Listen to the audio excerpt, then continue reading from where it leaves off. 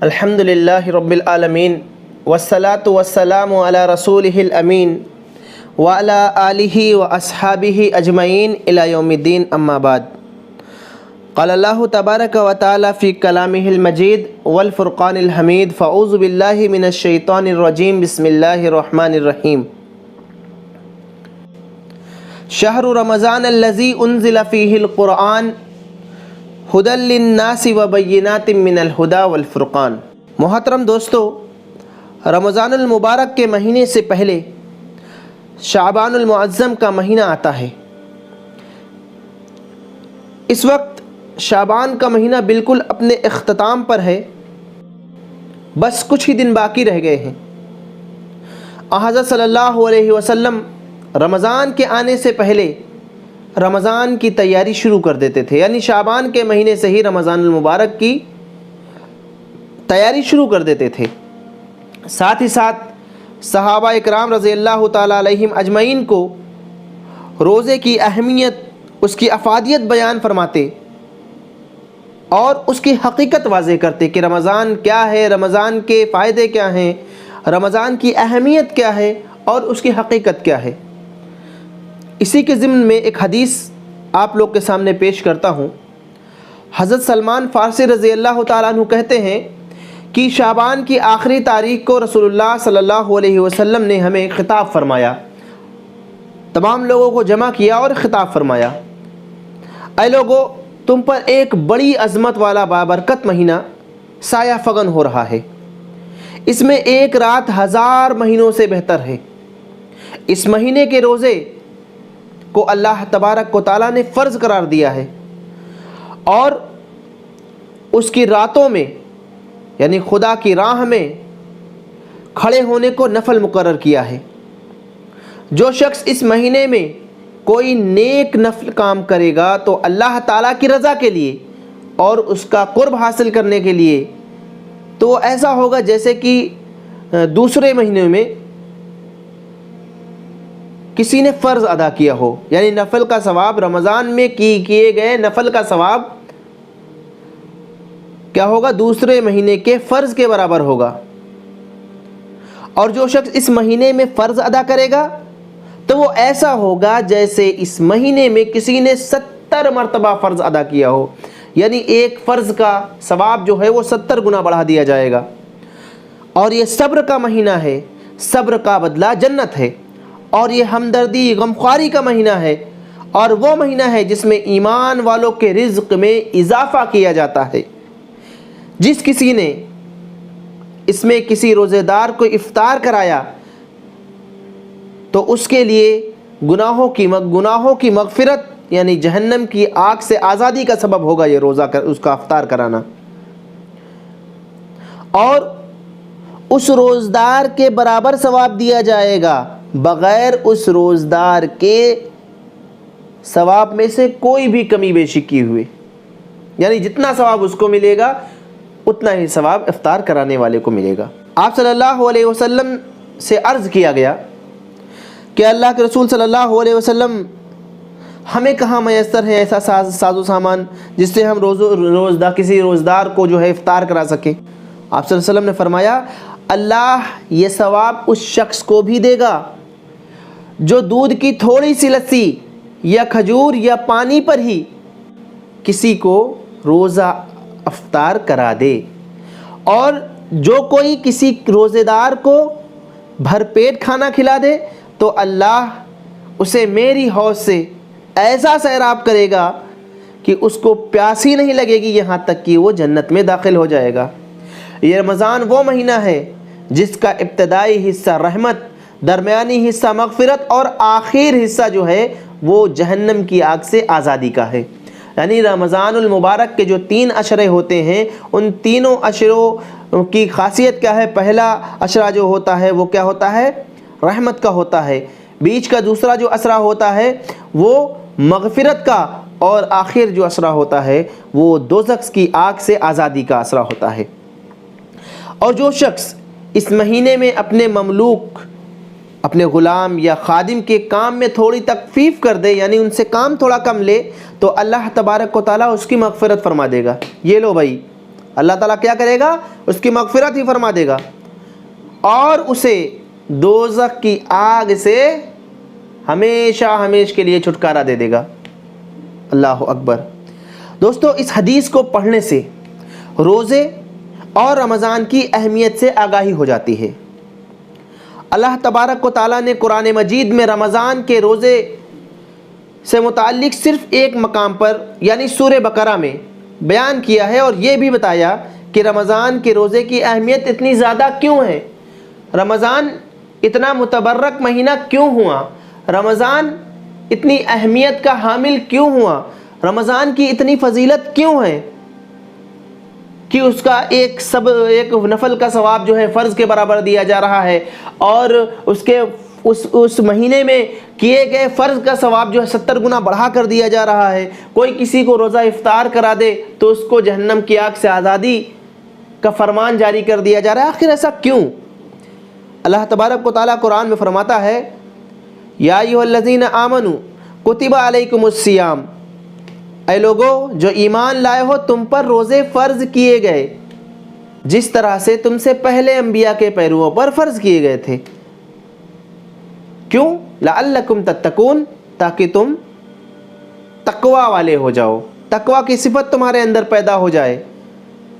چند مقرر دنوں کے روزے ہیں، اگر تم میں سے کوئی بیمار ہو یا سفر پر ہو تو دوسرے دنوں میں اتنی ہی تعداد پوری کر لے، اور جو لوگ روزے رکھنے کی قدرت رکھتے ہوں پھر نہ رکھے تو وہ فدیہ دے، ایک روزے کا فدیہ ایک مسکین کو کھانا کھلانا ہے، اور جو اپنی خوشی سے کچھ زیادہ بھلائی کر دے تو یہ ہے کہ اس کے لیے بہتر ہے، لیکن اگر تم سمجھو تو تمہارے حق میں اچھا یہی ہے کہ تم روزے رکھو۔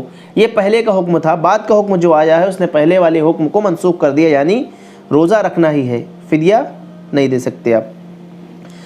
آگے فرمایا، شہر رمضان الذی انزل فیہ القرآن ھدی للناس وبینات من الھدی والفرقان، رمضان وہ مہینہ ہے جس میں قرآن نازل کیا گیا جو انسانوں کے لیے سراسر ہدایت ہے اور ایسی واضح تعلیمات پر مشتمل ہے جو راہ راست دکھانے والی اور حق و باطل میں فرق کو کھول کھول کر بیان کر دینے والی ہے۔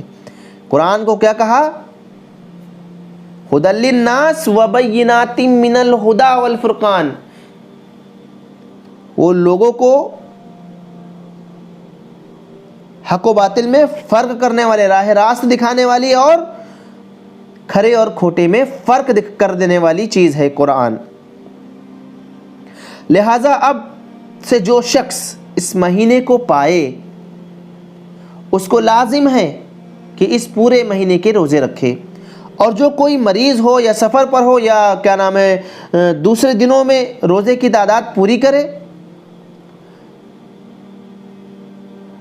یعنی جو شخص مریض ہو یا سفر پر ہو تو اسے چاہیے کہ وہ دوسرے دنوں میں اس کی تعداد کو پوری کر لے۔ بہرحال رہنا ہے، اللہ تمہارے ساتھ نرمی کرنا چاہتا ہے، سختی کرنا نہیں چاہتا، اس لیے یہ طریقہ تمہیں بتایا جا رہا ہے تاکہ تم روزوں کی تعداد پوری کر سکو، اور جس ہدایت سے اللہ تبارک و تعالیٰ نے تمہیں سرفراز کیا ہے اس پر اللہ کی کبریائی کا اظہار اور اعتراف کرو اور شکر گزار بنو۔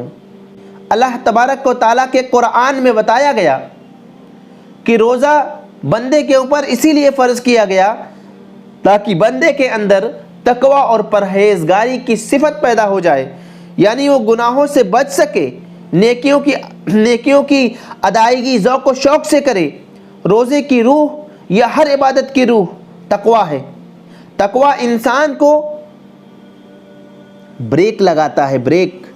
تقوی کیا کرتا ہے؟ انسان کو بریک لگاتا ہے، اسے قابو میں رکھتا ہے، اس کو غلط خواہشات پر لگام لگاتا ہے، خواہشات نفس سے بچاتا ہے۔ اگر کسی مسلمان میں نفس پرستی ہو تو خدا پرستی اس کے اندر اس وقت تک پیدا نہیں ہو سکتی کہ وہ اپنے نفس پرستی سے باز نہ آ جائے۔ نفس اور خواہشوں کو کنٹرول میں رکھنے کے لیے روزے رکھنے کے لیے کہا گیا ہے۔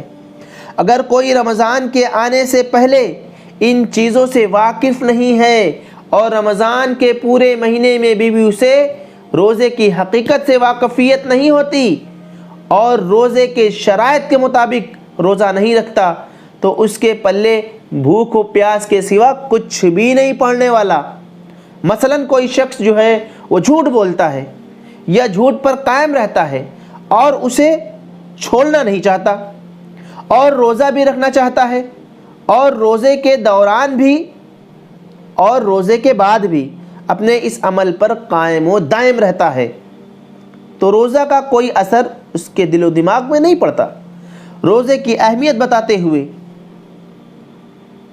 بہت سی حدیثوں میں کہا گیا ہے کہ روزہ صرف بھوک و پیاس سے یا جنسی عمل سے باز آ جانے کا نام نہیں ہے، بلکہ آنکھ، ہاتھ، پاؤں اور کان کے بھی روزے کا ذکر کیا گیا ہے۔ یعنی اس ہاتھ کا روزہ یہ ہے کہ کوئی غلط چیز ان ہاتھوں سے نہ سرزد ہو سکے۔ ان آنکھوں کا روزہ یہ ہے کہ ان آنکھوں سے کوئی غلط چیز نہ دیکھی جائے۔ ان پیروں کا روزہ یہ ہے کہ غلط چیزوں کی طرف دوڑ کر بھاگتے ہوئے نہ چلے جائیں۔ دوستو، اوپر جو شرطیں بتائی گئی ہیں، میں چاہتا ہوں کہ یہ تمام باتیں جو بڑے لوگ ہیں، جو سمجھدار لوگ ہیں، جو ان باتوں سے واقفیت رکھتے ہیں، روزے کی اس حقیقت سے لوگوں کو واقف کرائیں کہ رمضان کا روزہ رکھنے کی کیا غرض و غایت ہے، کیا اہمیت ہے رمضان کی، اور رمضان میں روزے کی اتنی اہمیت کیوں ہے۔ رمضان ہی میں قرآن نازل ہوا، یعنی اسلام کے احکام، ہدایات اور قوانین نازل ہوئے ہیں۔ اس کا مطلب یہ ہے کہ ان سارے قوانین، احکام کی پابندی کی جائے۔ محض رات کے وقت تلاوت کر کے یہ نہ سمجھ لیا جائے کہ قرآن مجید کی تلاوت کا یا اس کو سننے کا حق ادا ہو گیا۔ 1 قرآن، 2 قرآن، 3 قرآن، 4 دن میں قرآن، 6 دن میں قرآن، 8 دن میں قرآن، 10 دن میں قرآن پڑھ کر ہم نے ثواب لوٹ لیا، ایسا نہ سمجھا جائے۔ اگر قرآن اسی لیے نازل ہوا ہوتا تو پھر وہ ہدایتیں جو چوروں کا ہاتھ کاٹنے کے لیے، زانی کو سنگسار کرنے کے لیے، جھوٹ بولنے والوں پر لعنت بھیجنے کے لیے، ناحق جان لینے والوں کے لیے سزائے موت یا سنگسار کرنے کی بات کیوں کہی گئی ہوتی؟ تلاوت کرتے وقت امام کو اور مقتدی دونوں کو یہ باتیں یاد رکھنے کی ضرورت ہے اور ممبر پر کھڑے ہو کر لوگوں کو ان تمام چیزوں سے آگاہ کرنے کی ضرورت ہے۔ اس میں وہ باتیں ہیں جو انسانی زندگی کو بدلنے کے لیے آئی ہیں۔ اس میں وہ نسخے ہیں جو انسانی زندگی کے اندر انقلاب برپا کرنے کے لیے آئی ہیں۔ قرآن میں وہ تعلیمات ہیں جو انسان کو صف آخر سے لے کے صف اول پر کھڑا ہونے کے لیے مجبور کرتی ہیں۔ قرآن میں وہ نسخے ہیں، وہ باتیں ہیں، وہ ہدایت ہیں جو انسان کو اللہ تبارک و تعالیٰ کے نزدیک سب سے زیادہ برگزیدہ اور سب سے زیادہ پہنچا ہوا بندہ بنا سکتا ہے۔ جو انسانی زندگی کو بدلنے کے لیے کافی ہیں، جو معاشرے میں تبدیلی لانے کے لیے کافی ہیں، جو ہر طرح کے کرپشن اور ہر طرح کی برائی، ہر طرح کی گندگی اور ہر طرح کی غیر پاکیزگی کو دور کرنے کے لیے کافی ہے۔ اگر ہم نہا کر بھی گندے رہیں، ہم کھا کر بھی بھوکے رہے تو پھر ہمارا نہانا کیسا اور کھانا کیسا؟ باقی تمام لوگ جو ہیں وہ اللہ کے فضل و کرم سے عقل مند ہیں، عقل رکھتے ہیں، وہ سمجھ سکتے ہیں۔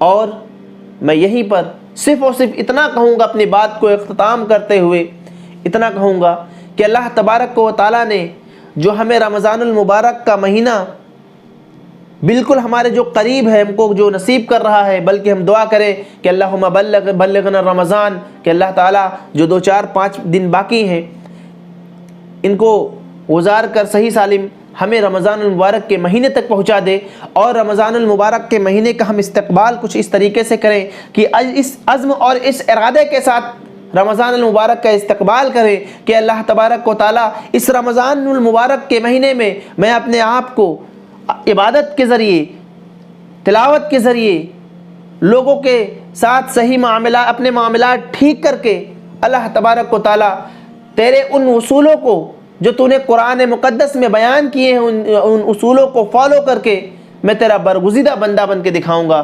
اس استقبال رمضان کے پروگرام میں میری سب سے آخر بات یہی ہے کہ رمضان المبارک کے مہینے کا استقبال ہمیں اسی ارادے اور گرم جوشی سے کرنا ہے۔